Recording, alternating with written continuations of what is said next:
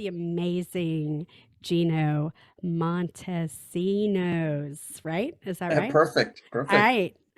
And he's here with us. And Gino has done so much in Hollywood. I mean, like, if you guys go and look at his IMDb, I was pretty blown away. I was like, oh, I just reach out to people and then I check into them. Yeah, and then they say, hey, reach out to my people, and this is asked. Yeah. I'm sorry. Yeah. And so I'm super excited that you've decided to hop on our crazy train here, Gino, and let us chat with you and get to know you a little bit because you have a lot of stuff to talk about. And okay, because you know how female stars always talk about how interviewers always ask them about what they're wearing and their makeup and all that stuff, you know? Yeah, sure. Like they complain about that. Sure. I want to keep it equal, Gino. Okay. And I want to say, because it's all about equality. Like, are you about to ask this man about his hair product? Shut up, Rudy. Gino, what do you use in your hair? And Rudy, be nice. My hair, my hair, I use a bed. This is my bed hair. Bedhead. Bedhead, not the product, y'all, not the product. Bedhead. Hey, yeah. Hey, I gotta tell you, as someone who owns that kind of wavy curly stuff, your bed is rocking you out, bro. Thank you so much. Oh my God. It's really kind of funny. My hair is apparently become my trademark. I tried to cut my hair a few years ago, and my agents, like my manager, just stopped me, like, no, you can't do that. I'm like, so like, I'm hoping that I get to play, I don't know, a policeman or something, and I have to like, you know, or a military guy, I have to get a buzz cut just so I can cut my hair for a change of pace, you know? Right. Hey, you know what?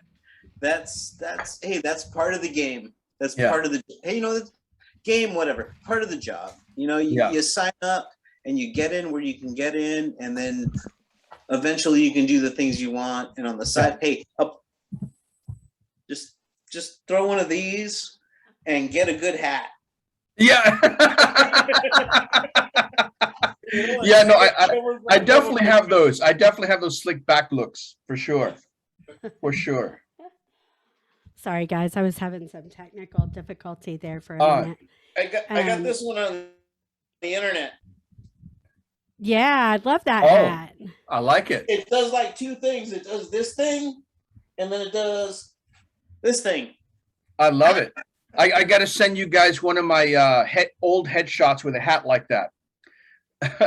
I rock a hat like that. Yeah. That's I looked like I was a little baby, but looked pretty cool. Oh, we were all little babies at one time.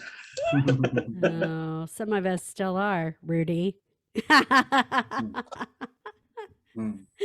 I might go throw up any second. I might just go throw up. Just don't do that on the video because I will cry. Oh, no, I won't do it on the video. Oh, we appreciate that. Okay, because I'm gonna try. No, I'm not being cool because. No, you're being weird right now. Hey, Gino. Yeah. Tell me, man. What put you on to being an entertainer, to doing this thing? I'm always interested in what puts people onto it. You know. You know, I called myself the accidental actor. I kind of just fell into it. Yeah. My father was in graduate school, and in New York, where I'm from, there were the repertory houses of movies. Like you could see Casablanca in the theater. Right. You know, you could see, you know, all these old movies, the greatest movies. And I don't know if they exist anymore, but growing up, they existed. And my dad, his time was the 70s. And he was like a crazy fan. He was a graduate student studying his PhD in Spanish literature. So, you know, he was a school teacher, and he couldn't, literally couldn't afford, childcare. So when his date with his if you're going to teach, if you're going to learn to teach other people, no, you don't make money. Yeah, I'm sorry. Go ahead. Exactly. No, exactly. So basically, you know, his date night with my mom, you had two little brats with him, you know, and so he took us to all the 70s greats, The Godfather, you know, Apocalypse Now, all these amazing movies that just kind of blew my mind. And I think when I was 12, one of the best movies to this day, why I became an actor, was Taxi Driver, De Niro. Awesome. And my dad was his teacher, so he would always ask us to explain why, you know, what our thoughts were. He'd always engage us in conversation to build up our vocabulary. And so at dinner afterwards, he asked me, so tell me about the movie. And I said, instead of talking about, oh, yeah, he revenged this, he revenged that, you know, he was taking revenge, he was, you know, the themes of thing. I just simply said to my dad, that's an actor, right? He says, yes. He has a very interesting job. And I said, he said, yes. He says, I want to do that job. And my father said, why? And I said, because I know he didn't kill anybody for real. I don't want to kill anybody. But he's more alive than everybody else. He's more alive than we are, aren't we? Isn't he, Dad? And my dad just smiled and he said, yes, my son. And ever since then, I've been pursuing acting in one form or another. Wow. Yeah. Gino, I love that story. I will meet De Niro one day and I will tell him the story, because he has, him and Brando and Pacino have literally inspired, I would guess, millions of actors around the world. They're amazing, you know? Oh, I would definitely think so on that. Gino, you inspire me. I just fell in love with you. Oh, thank you, man. I appreciate that very much. I appreciate that, Sage. God bless, man. Thank you very much. Yeah. God bless you too. Thank you, man. So it is currently Spanish Heritage Month. And I know that might seem a little strange. Yeah, coming from me. We get a month? You know. Wait, hold on. We get a month now? Wait, hold on. Nobody asked me if you would talk to me sometimes, Nobody bro. asked me if I wanted one. Hey, Gino, did you want one? Did you know about this? I didn't know about this until National Hispanic Media Coalition told me. Oh, okay. For the showcase. For the showcase, which is pretty amazing, actually. I'm actually kind of blown away how well connected they are. I'm very, very happy to have participated. The politics of things are pretty interesting, but I mean, I really think that at this point, Latinos, and that's just because I'm an old guy, so I say it like that, Latinos, we're part of the American fabric at this point. You know, it's amazing. Before. Yeah, no, totally. It's amazing how far we've come in Hollywood so far, and still, there's still much more to go, because I think we provide really great entertainment, and we're so good looking. And well, we're the original Hollywood. Valentino was Latino, if I'm not mistaken, and Anthony Quinn is from Mexico, if I'm not mistaken. True. So you know, we've been around forever. You know, forever. You know? Yeah, I love it when people know history. Thanks, man. See, aren't you glad you sucked it up, Buttercup? One thing that's such a great growth in like 2 seconds. Yes. You know, that's such a great question, because my dad raised me never talk about religion, sex, or politics in polite company. So I've always thought that was a very good idea. I can only speak about my personal Gino perspective as an artist.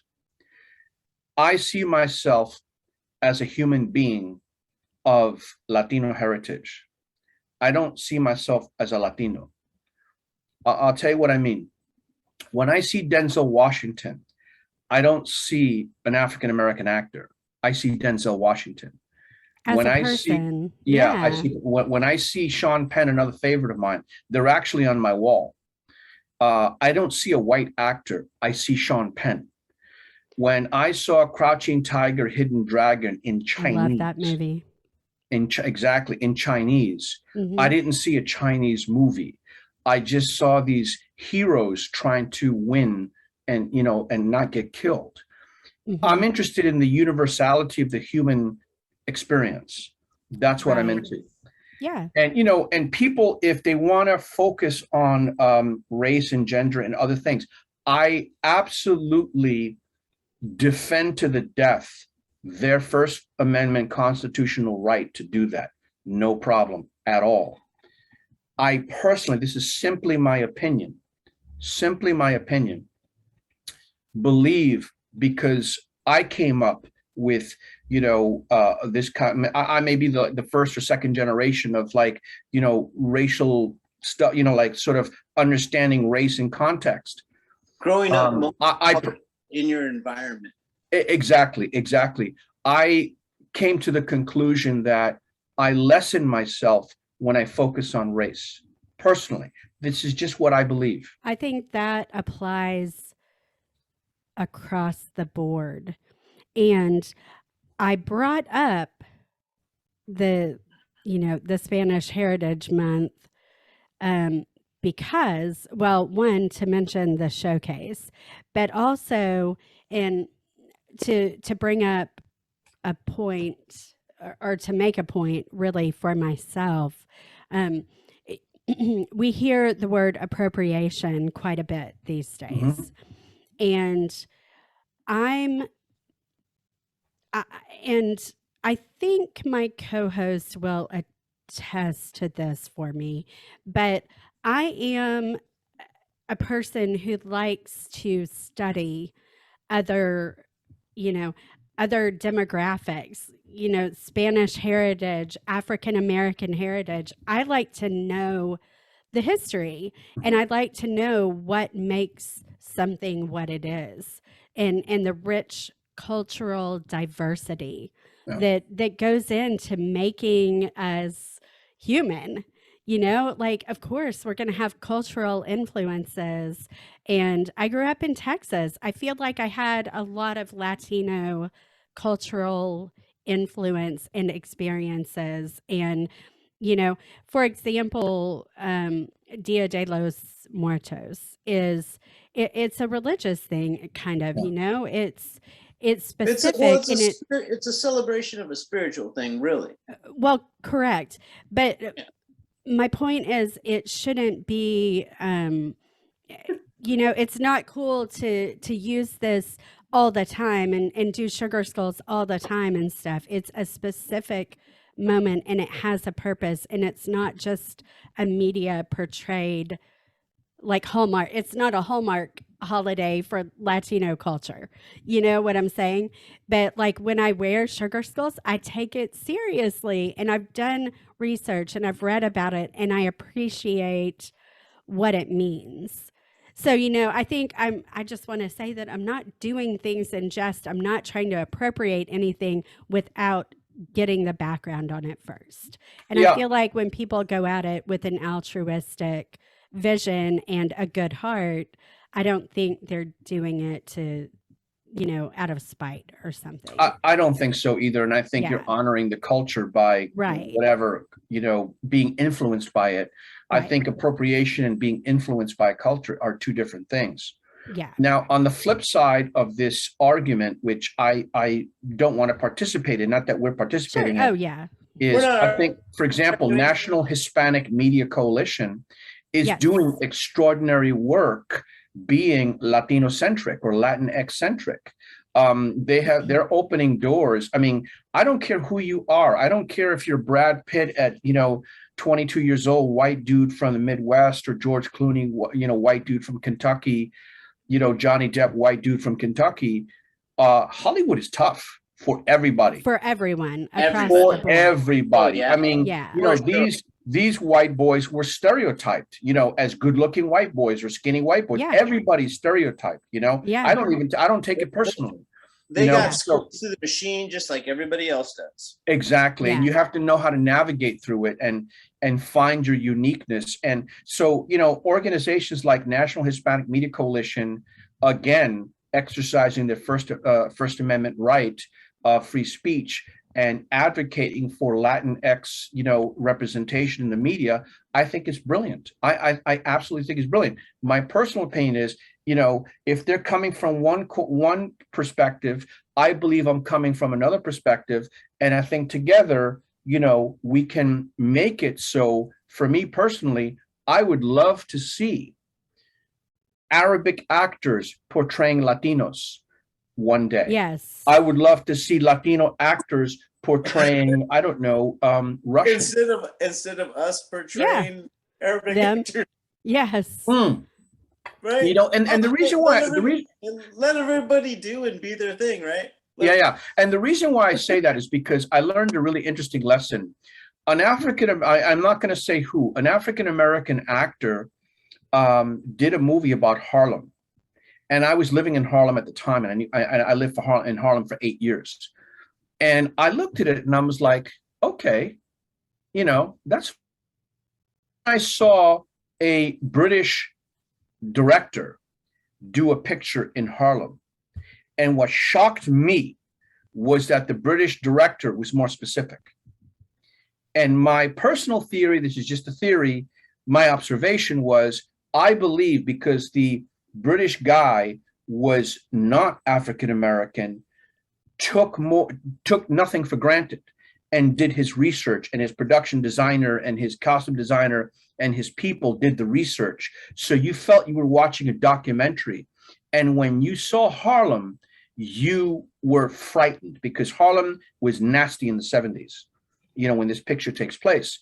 And just as an artist, apolitical, I want to work like that particular British director.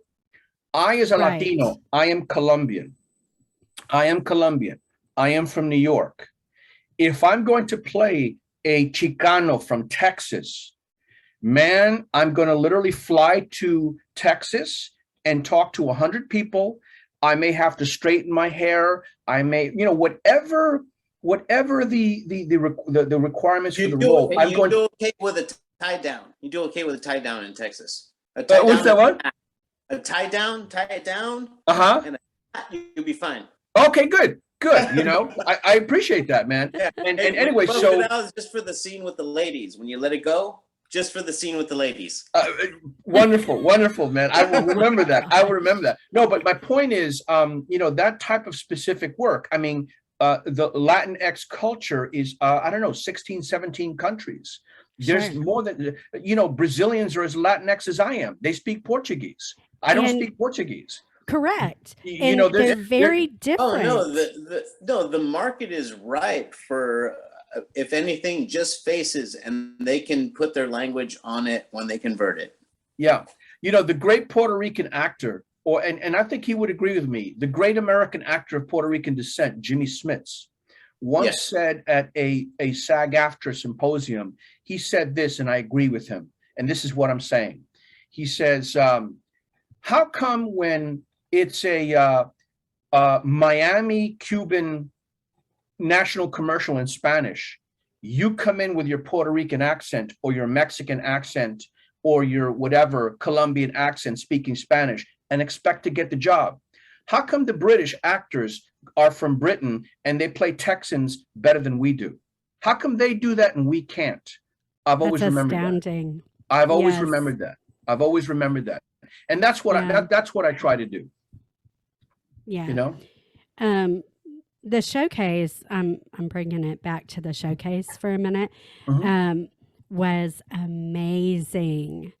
I would love for you to give everybody the Instagram page for that, Gino, so they can go watch and hopefully enjoy it as much as I did. I watched your short, Welcome Back, and my other very favorite one, and I had a lot of favorites because I watched a lot of them, was Legends. Yeah. I loved that. So that was hilarious. Yes. But yeah, please. It reminds me of an audition I once had. You say what? What's that again? It reminds me of an audition I once had. Oh yeah. That's funny. Yeah. That's funny. So if you would, Gino, if you know it off the top of your head, if you could give their Instagram page and or their website, that would be great. Yeah, for sure. It's nhmcshowcase.org. Awesome. I didn't realize, but and I'm going to post about this, but we apparently were cast by executive vice presidents of casting of several networks. Wow. CBS, I think HBO, etc. So, like, I mean, because I personally was like, holy smokes, these are amazing actors. Yes. Where'd you find all these amazing actors? And Yeah. it came from like the most important casting directors in town, you know? So I'm going to post about that because that was really great. And also for me, NHMC is every ethnic group in this country has been discriminated against. And the solution was private organizations. For example, Jewish people were discriminated against by WASPs in Boston. They couldn't get jobs in banks. They were not allowed to go to Harvard University. So you know what they did? They moved to New York and created Wall Street, which totally supplanted the Boston finance, which in this country was the original finance center of the country. Right. And for me, and you know, Koreans do the same thing. They have their own little businesses. They have their own little communities. Hasidic Jews do the same thing. Every ethnic group is kind of helps themselves, but they do it privately amongst themselves. Right. And for me, like good Americans. Exactly. And exactly. And NHMC for me is doing that. And I think that's why it's so successful. And when I got picked, I was like really blown away. I was like, cool. And then we started working, and this guy, you know, all the directors and everybody were like these like seasoned veterans. I'm like, am I in a CBS set, an HBO set? I thought this was a showcase. Wow. You know, so anyway, so I'm just, knock on wood that they chose me, you know. We'll see what happens. What's that? Did you get a trailer? Oh yeah. Well, they made services like amazing. Oh, that kind of trailer. No, I thought you meant the 60-second one. No, the trailer was my driver's seat of my car. Right on. Dang it. Man, they're really cranking down. Dang. Oh my gosh. So, Gino, you are also in a hot flick right now. Tell us about that one. Are you talking about Malignant? Yes. Malignant. Yeah, okay. I'm talking about Malignant. Oh yeah, that is an awesome movie. I do a lot of I do voiceover work, and which is a very tough market to break, by the way. But I auditioned and I got to do ADR work for Gabriel the Devil in Malignant, the actual monster, the lead villain. Yeah. And yeah, they hired, I believe, 3 of us. And they hired Ray Chase, who's a very prominent voiceover actor, as the monologue, and then myself and another actor, Matt Lageman, and they blended all 3 of our voices. And so like my voice, I think they used me when I saw the film. They used me as they like the way I grunt and scream. You know what? That's me. Awesome. Yeah. And I think they had Ray do the monologues, and then Matt, I couldn't hear his voice, but he must be in there somewhere. That is great, though. Would you mind? I looked up ADR, and I have kind of a basic understanding of what ADR is. Oh, but you're would so you smart. mind explaining it? Because I'm really super interested. I don't know how many of our podcasts you've listened to, but I'm really Lisa super Guitar was great. I really enjoyed Lisa Guitar. She's done like a cartoon voice for a cartoon, and she's trying to pick your brain to advance her career. No. I'm her manager. Oh, that's perfect. I love it. ADR, ADR is, I believe, is automatic dialogue replacement. It's basically dubbing. Okay. It's basically dubbing. In the film *Malignant*, I don't want to give it away. The actress playing the monster is a female actress, obviously, because, well, I don't want to give it away. And I think she was more, if I'm not mistaken, more of a physical actor, like some kind of acrobat or something like that. Oh, okay. I'm not exactly sure. Don't quote me, but go ahead. So basically, the voices that you were doing were someone going through like actions and like exerting themselves. Exactly. But they sounded like and exactly. It needed to sound like exactly. Exactly. Awesome. That's awesome. Exactly. And also I think also it had to be male and female. The actor portraying the monster physically was female, but she was playing a male. So they wanted a male voice, is my guess. I mean, James Wan didn't explain it to me, but that's kind of what I've picked up. Woke Hollywood is a hard thing to walk through as an artist. No, I don't think it was that. No, I think it was. I think it was just simply they wanted a male to play a male character. That's all. Yeah.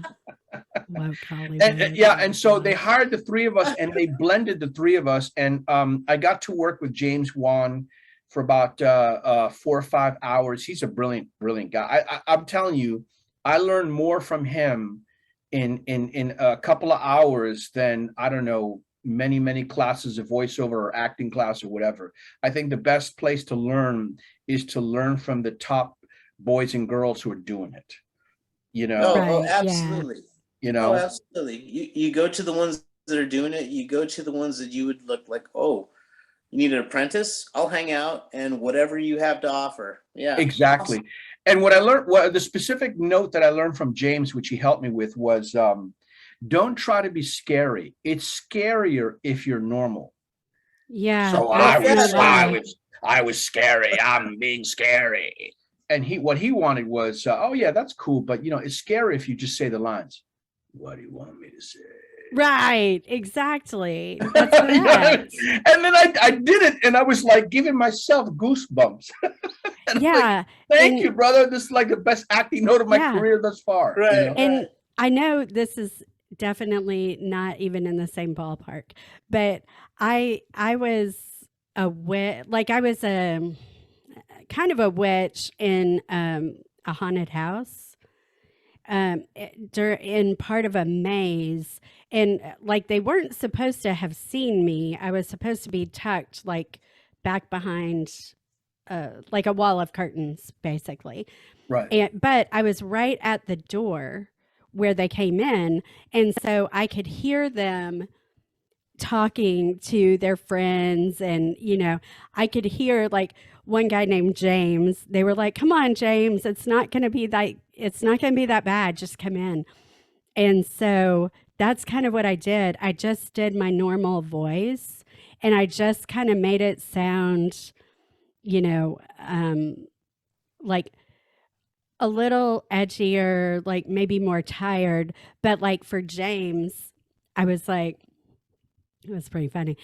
I was like, "James, come in. I'm waiting for you. I can't wait to get you, James. It won't hurt. Just come in." It won't hurt. It always hurts. And James was like, "Oh my God, I am not going in there." Exactly. You got the lesson. You know the lesson that it took me a master guy. You had it naturally that I had to be taught that. You know what I mean? Yeah. That, you know, when I did the audition, I did it so fast because I just threw it away. I was like, oh my God, I've got to do this in 15 minutes. Hey, that sounds pretty scary. Boom. And then I got it, and it was like, it was a real lesson. Yeah. Those are I'm glad that you know how to, you're a better voice actor than me. No, awesome. No. I just got into it though. I was like, ooh, I'm going to scare the pants off James. This is great. You know what that reminds me of? You know what that reminds me when I was What's in, that? I think it was in the fifth grade. And I told my mom, I gotta be Ace Frehley. I gotta be Ace Frehley for freaking Halloween. And it's Halloween day at school. You gotta freaking paint my face. Let's do this. So awesome. I love it. Stapled the lightning bolts on my black t-shirt, painted my face, sent me to school. I went into the haunted house that the upper graders, the older kids had, and they messed up my face. And you're scarred for life. I'm about to cry, Gino. What the hell? Why'd you gotta remind me of that? Oh, no.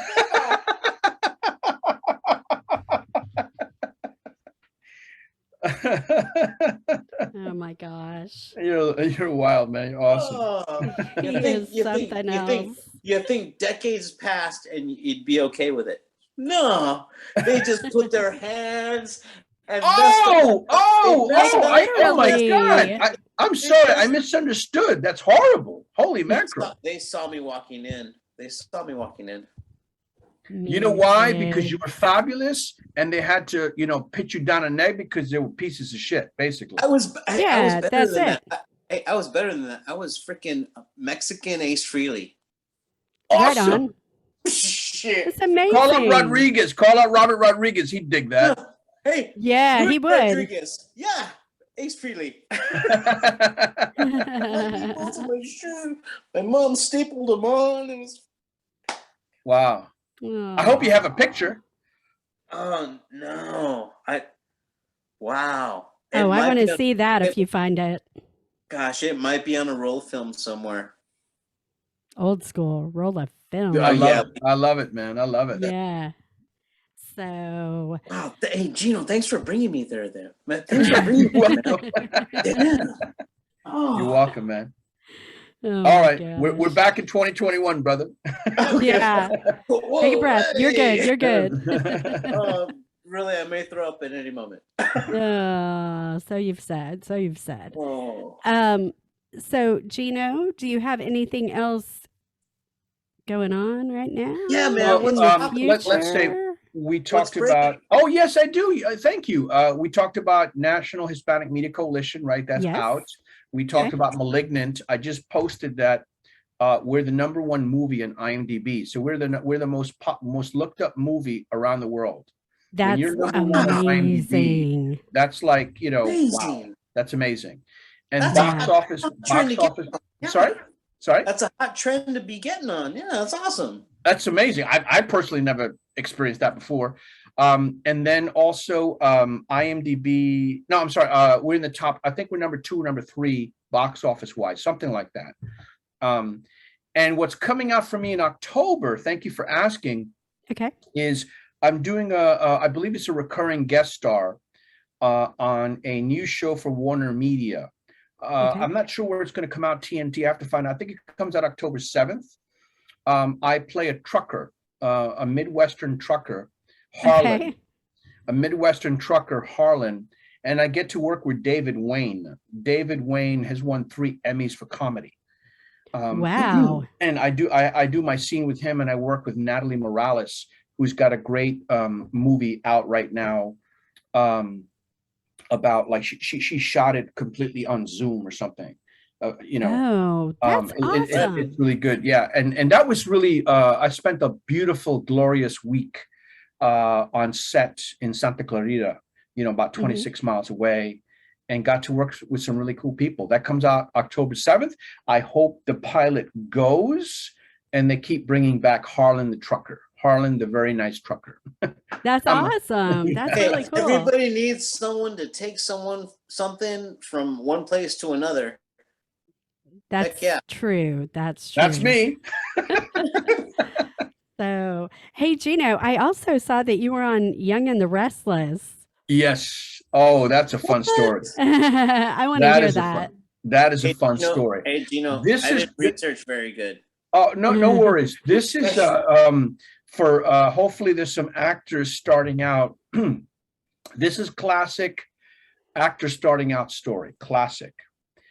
I mailed my headshot personally. There you go. Right. And I said I wanted to be on the show or something like that, right? I got an audition, not from my agent, from my little headshot. I came in and I always, I'm trained in the classical theater. So I'm used to dealing with text and, you really rehearse. You come in, you're a one take Charlie. And you get about 30, 45 seconds, 90 seconds of a little something. You get a little monologue. You got something going, right? Well, not a monologue. It was like basically knowing my lines. And this is a very funny story. Thank you for asking. This is one of my favorite stories. So sure. I'm this new actor, very little credits. If you see on my IMDb, I don't have too many credits, all small roles. I go in, mail in a headshot, I get an audition. It's for whatever reason, the producer was there and I had rehearsed a lot. And it was, if you saw the video, it's a very violent character. Make a long story short, I made the casting director, I had to read with her. And I wound up scaring the living bejesus out of her. Oh, wow. I went up right up to her nose and told her how I was going to kill her. And after my audition, she was like literally shaking. She was like literally shaking, and I freaked out. I'm going to be blacklisted from Hollywood. They think I'm crazy. My career is over. I better learn to be a teacher like my father. I was freaking out, man. I was freaking out. And I'm sorry, Marnie. Marnie was the casting director. I'm sorry, Marnie. I'm a professional actor. I'm a Shakespearean actor. I'm not a killer. I'm not a killer. And she's like this. She's like this. Oh my gosh. And this is the funny part. Her boss, the executive producer, who's won 6 Emmys, is laughing hysterically. Don't worry, man. Of course. Don't worry, man. That's the part. That's the part. Right. And they call me up and I do the part. So I spent a week on Young and the Restless. And if you see the scene, that's 3 episodes, right? That was my first recurring guest star, I think, my second recurring guest star. And we had to figure out all the blocking and stuff. And we were our own stunt people. Of course. And then you guys are going to laugh, man. Ed is the 6-time Emmy winner. He's the executive producer boss, right? I'm reading the lines, and the lines are like this. Dude, I'm going to hurt you, man. You better behave, sir. Yeah. And I went to Ed and I said, Ed, man, I don't mean any disrespect, bro. Prison people don't talk like this, man. Right. This sounds like this was written by a white woman from the Midwest. I mean, no disrespect. Right. He starts laughing, crying. And he says to me, how did you know she was from the Midwest? And then he says, I want you to honor the intention of the writer and the story of the writer, but use your own prison language. I had studied with a teenager, African-American, to teach me Ebonics. And so when you see that piece of tape, that is probably 90% of my words. I rewrote the script. Right. The intention is 100% hers. The story is 100% hers. But instead of saying, dude, dog, instead of saying, we're going to hurt you. What's up, dog?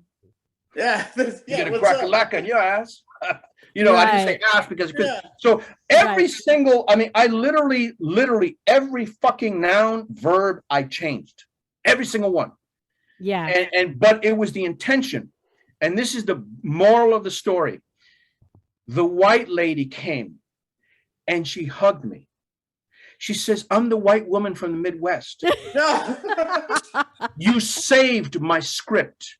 I am so grateful to you. I get to keep my job. Thank you Right. so much. And she won a bunch of Emmys. God is my witness. That's awesome. Now, drum roll, please. You ready? That year, because of that scene, the actor who I beat up won the Emmy, Best Actor, because we pounded on his ass. They won Best Emmy for the season. Ed won an Emmy and she won an Emmy. I wish I would have won an Emmy, but that's fine. Right. Hey, what? Hey, you know what? We got to talk to some people about this. It just doesn't sound right. It should be Emmys across the board. Anyway, this is one of my.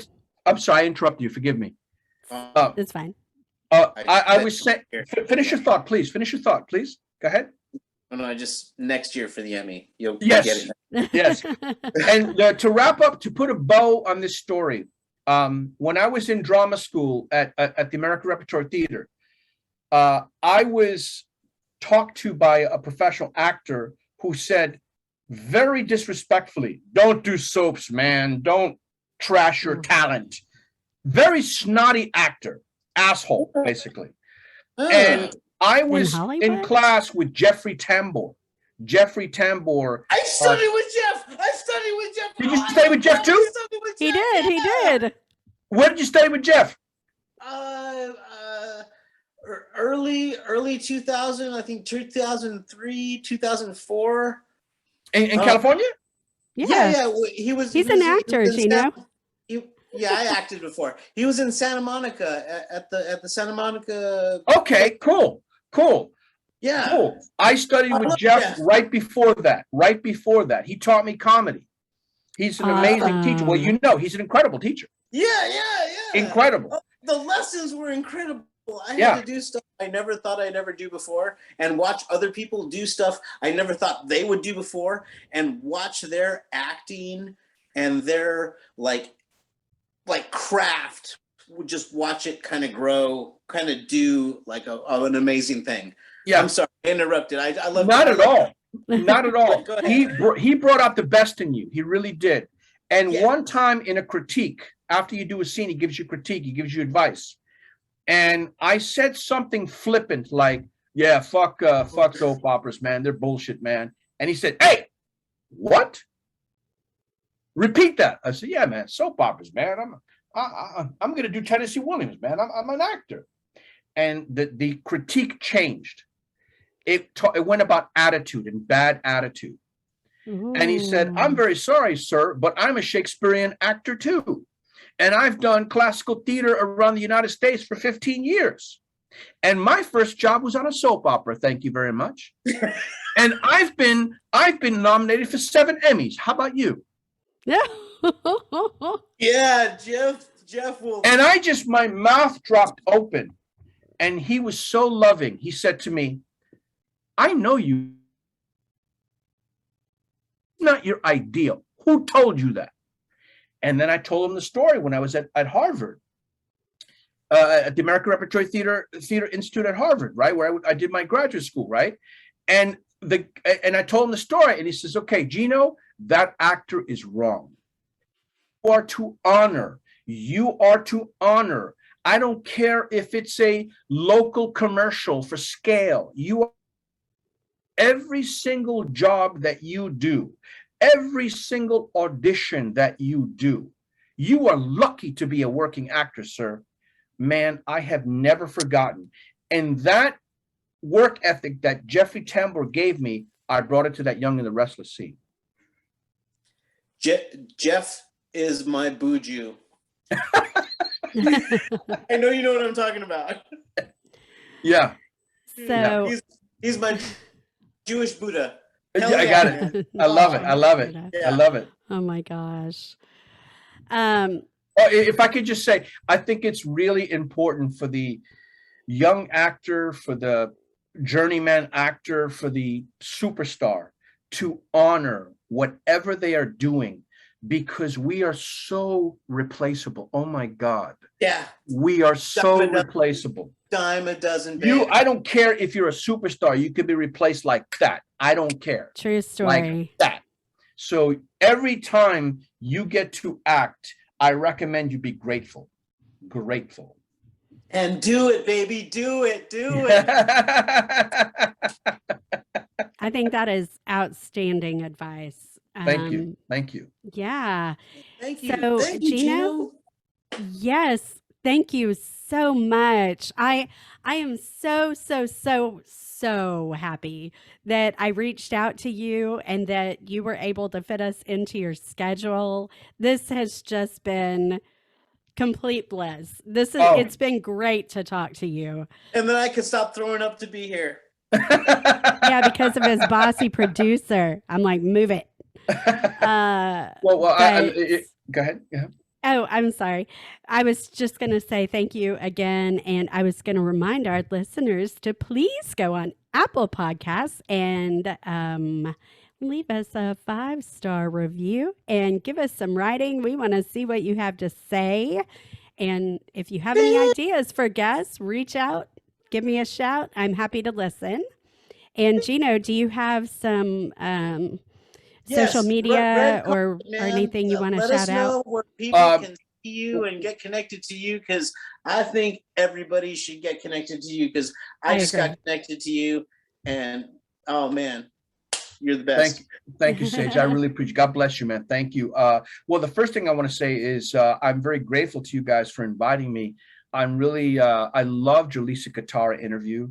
I think you guys really care about us actors, and you're interested in finding out the truth and, understanding the process of being working journeyman actor, a non-famous actor in Hollywood, just, rank and file actor. I think it's extremely heartening and valuable to us, us, actors who are often overlooked. So we're very grateful to you. Your energy is very positive. God bless you. Thank you so much. And yeah, you can reach me on Instagram, Gino Montesinos, Facebook, IMDB, obviously. And the nhmcshowcase.org. Not just my little short, but the other 6 shorts are outstanding. I promise you. I second that. They are really good. They are. Yes. I was shocked at how good they were. I've been in showcases before. This is like this. To me, it's not a showcase. It's like a mini network. Sure. Just really outstanding work, and hopefully, we'll get some more work out of that showcase. And the most important thing I would say, folks, is the secret to being happy is to accepting where you are right now. I mean, if you're in prison, at least you're alive. True story. And just accept how things are. And then with one eye to the future, work on what you want to improve. And don't regret the past. The past is past. It's done. Be happy with where you are, no matter where it is. One eye in the future. Forget the past. If you do that, I'm certain that goals will begin to happen. I struggle with that, but that's kind of like my work mode. Forget about the past, one eye into the future, and just to be grateful that you're alive and breathing, and you're here with God's children, with lovely people as yourselves. Thank you. Absolutely. Thank you so much. And thank you everyone for listening. Absolutely. Okay, well, guys. Thank you for being here. Yeah, and we will talk. Thanks, folks, for listening. Worldwide. We're worldwide. Hey, we are worldwide. Worldwide. Yes, we are. So, all right, guys, thanks again. We appreciate you, and reach out anytime. We'd love to hear from you. Bye.